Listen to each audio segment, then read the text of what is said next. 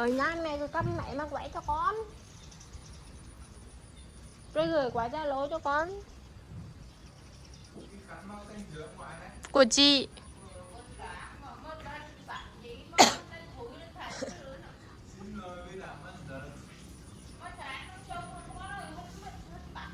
Có mà.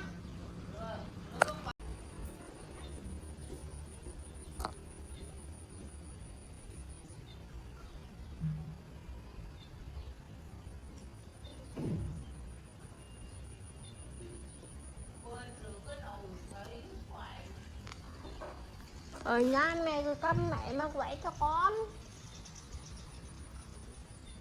Rồi gửi qua Zalo cho con. Của chị.